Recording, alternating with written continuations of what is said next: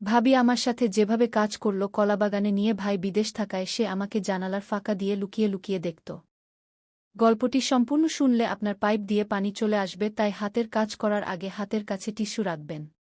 শীতের এক সন্ধ্যায় ঘরটায় অদ্ভুত নিস্তব্ধতা। কাজল শাওয়ার নিয়ে বিছানায় এসে বসল। মোবাইলটা হাতে নিয়ে কিছুটা অস্বস্তিতে ফেসবুক স্ক্রোল করছিল। এই কয়েকদিনে সে এক অদ্ভুত অনুভূতির মধ্য দিয়ে যাচ্ছিল, যেন কেউ তাকে অনুসরণ করছে, তাকে দেখছে। যদিও কোনো প্রমাণ নেই, কিন্তু ভেতরে ভেতরে সেই অস্বস্তি বেড়েই চলেছে। কাজলের ভাই বিদেশে থাকে এবং সেই বেশিরভাগ সময় বাইরে ব্যস্ত থাকত। কাজলের জীবনে যেন এক ধরনের শূন্যতা তৈরি হয়েছে। ভাইজের অনুপস্থিতিতে কাজল একটু স্বাধীন সময় পেয়েছিল, কিন্তু সেই স্বাধীনতা যেন তাকে আরও নিঃসঙ্গ করে তুলেছিল। একদিন দুপুরে কাজল গোসল করতে গিয়ে হঠাৎ একটা অদ্ভুত ছায়া চোখে পড়ল। সে যেন বুঝতে পারল কেউ তাকে লুকিয়ে লুকিয়ে দেখছে।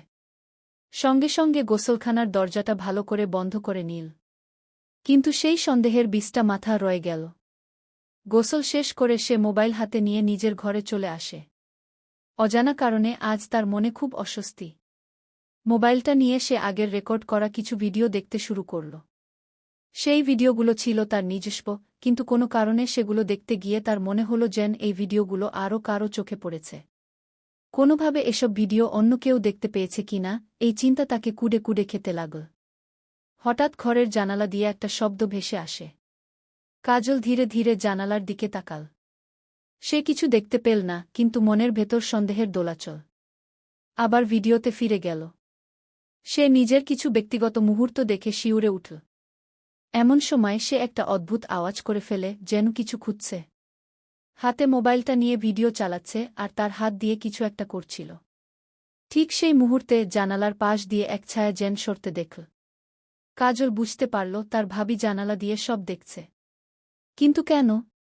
কিভাবে? তার মনের মধ্যে হাজার প্রশ্ন ঘুরপাক খেতে লাগল।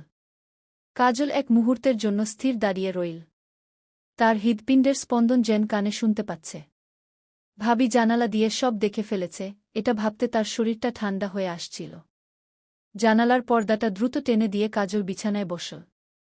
কিছুতেই সে মাথায় আনতে পারছিল না কেন ভাবি এভাবে তার ব্যক্তিগত মুহূর্তে লুকিয়ে দেখবে। কিছুক্ষণ চুপচাপ বসে থাকার পর সে সিদ্ধান্ত নিল ভাবির সঙ্গে সরাসরি কথা বলবে। কিন্তু ঠিক কি বলবে? তার প্রমাণ নেই যে ভাবি তাকে দেখছিল। এবং যদি সে কিছু বলেনি তাহলে সবটাই কল্পনা। এসব চিন্তা মাথায় ঘুরতে ঘুরতে কাজল নিজের মধ্যে কিছুটা কুঁকড়ে থাকল। এরপরের দিন যখন ভাবি তার ঘরে ঢুকল, কাজল ঠিক করল সরাসরি প্রশ্ন না করে একটু অন্যভাবে পরিস্থিতি বোঝার চেষ্টা করবে। ভাবির স্বাভাবিক আচরণ দেখতে চেষ্টা করল। কিন্তু ভাবি আগের মতোই হাসি মুখে কাজলকে বলল, তোমার ভাইদের জন্য কিছু পাঠাবার সময় এসেছে, কিছু বলবে? কাজল কিছুক্ষণ তাকিয়ে থাকল, কিন্তু ভাবির চোখে কোনো অস্বাভাবিকতা খুঁজে পেল না। সে নিজেকে শান্ত করার চেষ্টা করল। হয়তো সবটাই তার কল্পনা। কিন্তু মনের কোণায় সন্দেহটা থেকেই গেল। ভাবি যা করেছে তা যদি সত্যি হয় তাহলে এর পেছনে কিছু তো একটা কারণ আছে। এরপরের কয়েকদিন কাজল আগের মতো স্বাভাবিক জীবনে ফিরে যেতে চেষ্টা করল। কিন্তু সবকিছু ঠিকঠাক মনে হচ্ছিল না। প্রতিবার ভাবির সঙ্গে কথা বলার সময় কাজল নিজেকে যেন আটকে ফেলে। যে মহিলাটাকে সে এতদিন নিজের বড় বোনের মতো ভেবেছিল, এখন সেই মহিলাকে দেখে এক অদ্ভুত ভয় জাগছে।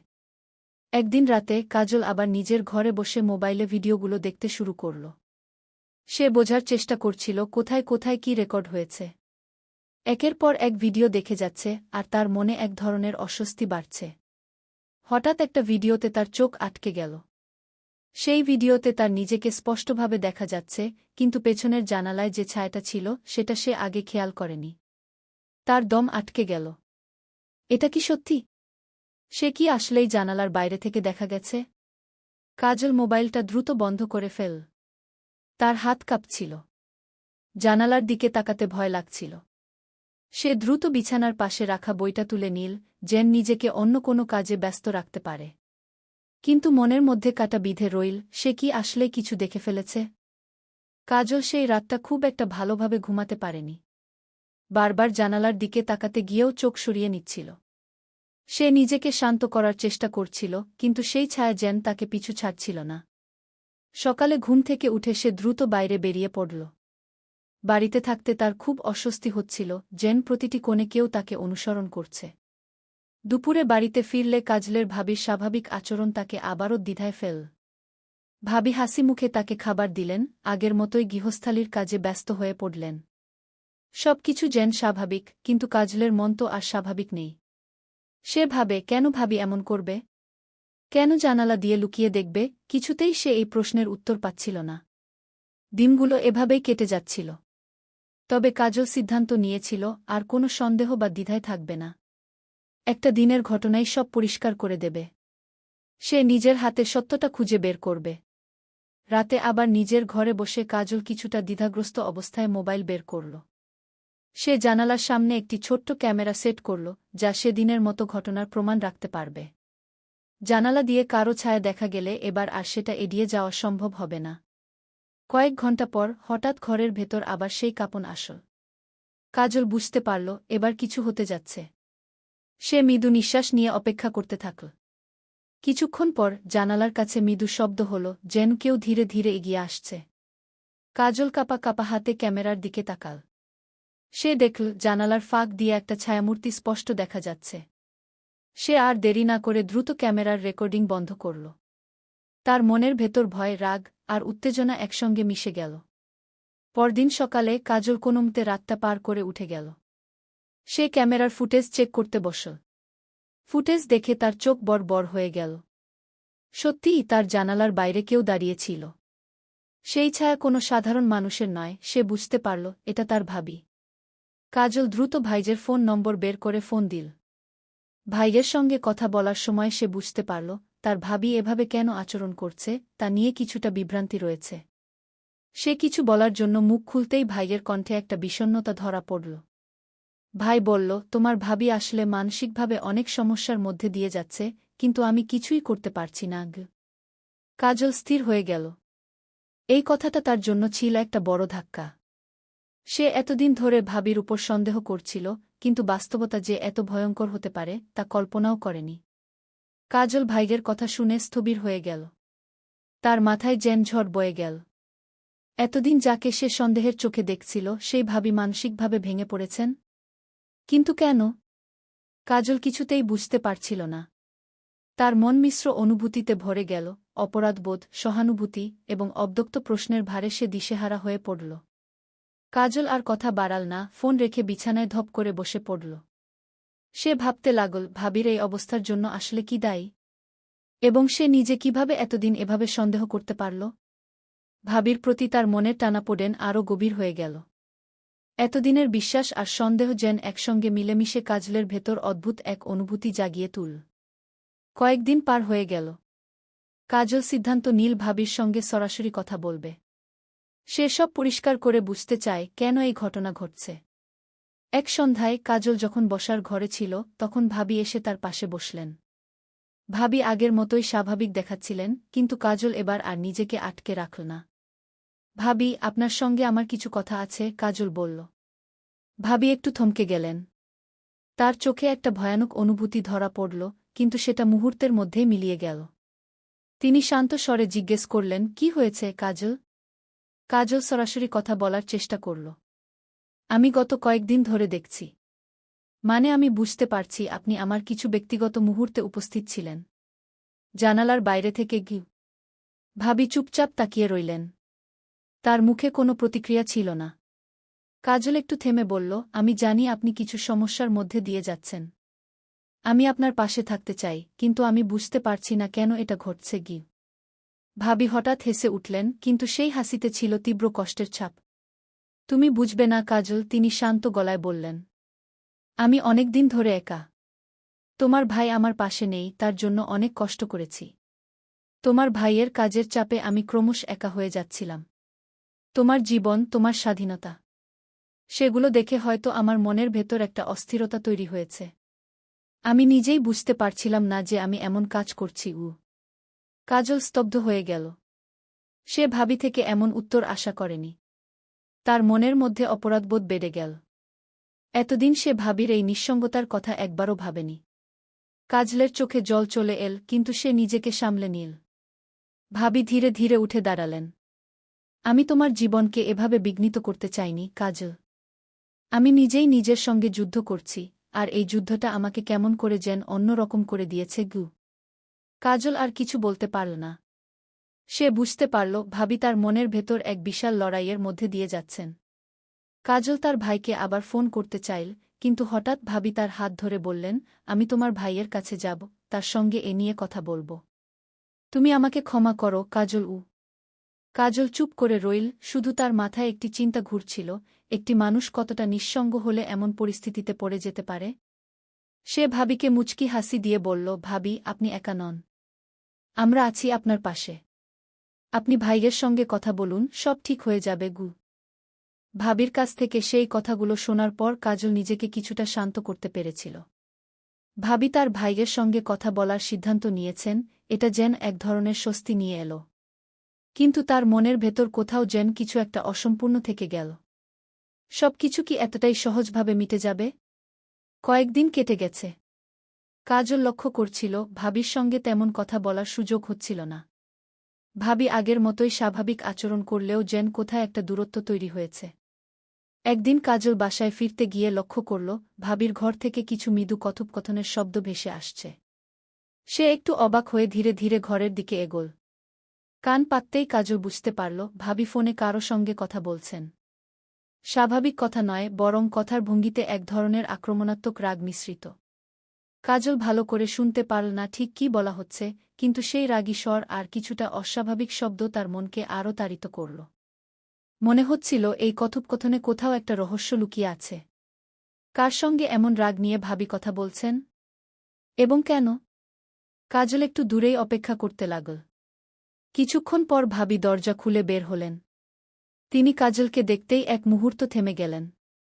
মুখে এক অদ্ভুত হাসি এঁটে বললেন, তুমি ফিরেছ কাজল? আমি তো ভেবেছিলাম তুমি আজ অনেক দেরি করবে গু। কাজল তার মুখের হাসির মধ্যে এক ধরনের অস্বস্তি টের পেল। ভাবি যেন তাকে কিছু লুকিয়ে রাখছেন, কিন্তু সেটা কি? কাজল ধীরে ধীরে বলল, ভাবি, আপনি ঠিক আছেন তো? ভাবি একটু চমকে গিয়ে দ্রুত জবাব দিলেন, হ্যাঁ, আমি একদম ঠিক আছি। কিছু ব্যাপার নিয়ে কথা বলছিলাম। কথাটা বলেই ভাবি তাড়াতাড়ি ঘর থেকে বের হয়ে চলে গেলেন। কাজল কিছুক্ষণ সেই ঘরের সামনে স্থির দাঁড়িয়ে রইল। হঠাৎ তার চোখ পড়ল একটা কাগজের টুকরোতে, যা ভাবির ঘরের দরজার পাশে পড়েছিল। সে ধীরে ধীরে কাগজটা তুলে দেখল, সেটা ছিল একটা লিন চুক্তির কাগজ। কাগজের নিচে একটা নাম লেখা ছিল, রিফাত। এই নামটা দেখে কাজলের শরীরে শিহরণ বয়ে গেল। রিফাত তো তার ভাবির কোনো আত্মীয় বা পরিচিত নয়। তবে কে এই রিফাত? তার সঙ্গে ভাবির এমন কি সম্পর্ক, যা নিয়ে এমন উত্তেজিত অবস্থায় ভাবি কথা বলছিলেন? কাজল নিজের মাথায় নানা প্রশ্ন নিয়ে কাগজটা যত্ন করে নিজের ঘরে রেখে দিল। সে এই ব্যাপারটা বুঝতে চাইল, কিন্তু সরাসরি ভাবিকে প্রশ্ন করার সাহস পেল না। তার মনের ভেতর সন্দেহ আরও গভীর হয়ে উঠল। ভাবির জীবনে এমন কারও অস্তিত্ব রয়েছে যার কথা এতদিন সে জানত না। এরপরের কয়েকদিন কাজল খুব সচেতনভাবে ভাবির উপর নজর রাখতে শুরু করল। সে লক্ষ্য করল ভাবি আগের মতোই স্বাভাবিক, কিন্তু তার চোখে মুখে যেন কিছুটা অস্থিরতা এবং এক ধরনের আতঙ্ক মিশে আছে। ভাবি যখন বাইরে যাচ্ছেন, তখন কাজল চুপচাপ দূর থেকে দেখছে কোথায় যাচ্ছেন, কার সঙ্গে কথা বলছেন। একদিন কাজল দেখল ভাবি লুকিয়ে লুকিয়ে মোবাইলের মাধ্যমে কারো সঙ্গে গভীর কথাবার্তা বলছেন। এটা দেখে কাজলের মনের অস্থিরতা আরও বেড়ে গেল। সে বুঝতে পারল তার ভাবির জীবনে একটা অন্ধকার অধ্যায় রয়েছে, যার সঙ্গে সে আগে কোনোদিন পরিচিত হয়নি। এদিকে সেই লিন চুক্তির কাগজটা হাতে নিয়ে সে আরও কিছু তদন্ত করার সিদ্ধান্ত নিল। কাগজে লেখা নম্বরগুলো অনুসরণ করে সে জানতে পারল রিফাত নামে একজন লোক তাদের শহরের কোনো এক স্থানীয় ব্যবসায়ীর সঙ্গে যুক্ত, এবং সে কিছু কালো কাজের সঙ্গে জড়িত। এটা শুনে কাজল বুঝতে পারল এই ব্যক্তি কোনো সাধারণ মানুষ নয়, এবং ভাবি হয়তো খুব বড় বিপদের মধ্যে পড়েছেন। কাজল বুঝতে পারল কিছু একটা গুরুতর ভুল হচ্ছে। রিফাত, লিন চুক্তি এবং ভাবির অদ্ভুত আচরণ, সবকিছু একসঙ্গে মিলে যেন অজানা এক বিপদের ইঙ্গিত দিচ্ছিল। সে আরও গভীরভাবে ভাবতে লাগল, কিন্তু সরাসরি কিছু না বলে আরও কিছুদিন ভাবির প্রতিটি পদক্ষেপ খেয়াল করতে শুরু করল। একদিন সকালে কাজল দেখতে পেল ভাবি গোপনে কোথাও যাওয়ার জন্য তৈরি হচ্ছেন। তার চোখে মুখে এক ধরনের চাপা আতঙ্ক আর তাড়াহুড়ো স্পষ্ট দেখা যাচ্ছিল। কাজল কিছু না বলে দূর থেকে তার গতিবিধি লক্ষ্য করল। ভাবি বাইরে যাওয়ার জন্য প্রস্তুতি নিচ্ছিলেন এবং বেশ কয়েকবার মোবাইল চেক করছিলেন। কাজল দ্রুত সিদ্ধান্ত নিল আজকে ভাবির পিছু নেবে। সে বুঝতে পারছিল আজ কিছু একটা ঘটতে যাচ্ছে এবং সেটা জানার জন্যই সে প্রস্তুত ছিল। ভাবি যখন বাড়ি থেকে বেরিয়ে পড়লেন, কাজল দূর থেকে তার পিছু নিতে শুরু করল। ভাবি একটা ট্যাক্সিতে উঠলেন আর কাজল আরেকটা রিকশা নিয়ে পেছনে চল। তারা শহরের এক নির্জন এলাকায় পৌঁছাল। কাজল দেখল ভাবি একটা ছোট রেস্টুরেন্টের পাশে দাঁড়িয়ে অপেক্ষা করছেন। কয়েক মিনিট পর একজন লম্বা, চাপাকডনের পুরুষ তার কাছে এসে দাঁড়াল। কাজল আরেকটু কাছে গিয়ে তাদের কথোপকথন শুনতে চাইল, কিন্তু দূর থেকে শুধু কয়েকটা শব্দ শুনতে পেল, টাকাগু আর বিপদ। কাজল বুঝতে পারল পরিস্থিতি আরও জটিল হচ্ছে। পুরুষটি, যে সম্ভবত রিফাত, ভাবির সঙ্গে গোপনে কিছু একটা নিয়ে কথা বলছিল। তার ভঙ্গিতে একটা হুমকির সুর ছিল। কাজল বুঝতে পারল এ লোক বিপজ্জনক। সে খুব সতর্ক হয়ে আরও কিছুক্ষণ পেছন থেকে শুনতে লাগল। একসময় ভাবি কিছু টাকা বের করে রিফাতের হাতে তুলে দিলেন। এই মুহূর্তে কাজল বুঝল বিষয়টা শুধু মানসিক সমস্যা নয়, এর পেছনে একটা বড় রহস্য লুকিয়ে আছে। ভাবি সম্ভবত রিফাতের ফাঁদে পা দিয়েছেন এবং তিনি কোনো না কোনোভাবে রিফাতের কাছে বাধ্য হয়ে পড়েছেন। কিন্তু কী কারণে? টাকা দেওয়ার পেছনের গল্পটা কি? কাজল দ্রুত একটি ছবি তুলে নীল রিফাতের, ভাবির এবং টাকার লেনদেনের। সে জানত এসব প্রমাণ এখন খুব কাজে আসবে। সে আর চুপ করে বসে থাকতে পারবে না। ভাইকে জানানো ছাড়া আর কোনো উপায় নেই। সেদিন রাতে কাজল তার ভাইকে ফোন দিল। সে সরাসরি সব কথা খুলে বলল, ভাবির গোপন মিটিং, রিফাতের সঙ্গে তার সম্পর্ক এবং টাকার লেনদেনের ঘটনাটা। ভাই শুনে হতবাক হয়ে গেল। তার কণ্ঠে বিষণ্ণতা আর উদ্বেগ একসঙ্গে ধরা পড়ল। কাজল, আমি জানতাম না এটা এতটা গভীর হয়ে গেছে। ভাবি যে কোনো সমস্যার মধ্যে পড়েছে তা বোঝা যাচ্ছিল, কিন্তু রিফাতের মতো মানুষের সঙ্গে যুক্ত হয়ে পড়বে এটা ভাবিনি। আমি কিছু ব্যবস্থা নিচ্ছি, ভাই দৃঢ়ভাবে বলল। কাজল আরও জানাল যে রিফাতের সাথে ভাবির লেনদেনটি হয়তো শুধুই টাকার জন্য নয়, এর পেছনে আরও কিছু গুরুতর কারণ থাকতে পারে, যা ভাইকেও ভাবতে হবে। ভাই তাকে আশ্বাস দিল যে সে তাড়াতাড়ি দেশে ফিরে এসে এই বিষয়ে আরও তদন্ত করবে। পরদিন সকালে কাজল বুঝতে পারল যে সবকিছু এত সহজে মিটবে না। ভাবি এখনও অস্বাভাবিক আচরণ করছেন আর তার চোখের মধ্যে এক ধরনের গভীর আতঙ্ক ফুটে উঠছে। ভাবি কোনো না কোনোভাবে বিপদে আছেন, কিন্তু তিনি কারও কাছে মুখ খুলতে চাইছেন না। কাজল ঠিক করল এবার সে সরাসরি ভাবির কাছে যাবেন এবং সত্যটা বের করার চেষ্টা করবে। একদিন সকালে কাজল ভাবির সামনে বসে সব কিছু খোলাখুলি বলল। ভাবি, আমি সব জানি। রিফাতকে, আপনি কেন তার কাছে টাকা দিচ্ছেন এসব আমি দেখেছি। আপনি কেন এমন করছেন? আপনার সঙ্গে কি ঘটেছে? ভাবি চমকে উঠলেন। তার চোখে ভয়ের ছাপ আরও গভীর হয়ে উঠল। কয়েক মুহূর্ত নীরব থাকার পর ভাবি মৃদু স্বরে বললেন, তুমি জানো না কাজল, আমি অনেক বড় ভুল করেছি। আমি অনেক দিন ধরে রিফাতের ফাঁদে পড়েছি। সে আমার কিছু গোপন ব্যাপার জেনে গেছে আর আমাকে ব্ল্যাকমেইল করছে। আমি কিছুতেই বের হতে পারছি না এই পরিস্থিতি থেকে। কাজল শিউরে উঠল। তার সামনে দাঁড়িয়ে থাকা এই মহিলাটি এতদিন ধরে এমন ভয়ঙ্কর পরিস্থিতির মধ্য দিয়ে যাচ্ছেন আর তিনি কিছুই বুঝতে পারেননি। আপনি কেন আমাকে বলেননি? কেন ভাইকেও জানাননি? কাজল কাপা গলায় জিজ্ঞেস করল। ভাবি চোখের জল মুছতে মুছতে বললেন, আমি ভয় পেয়েছিলাম।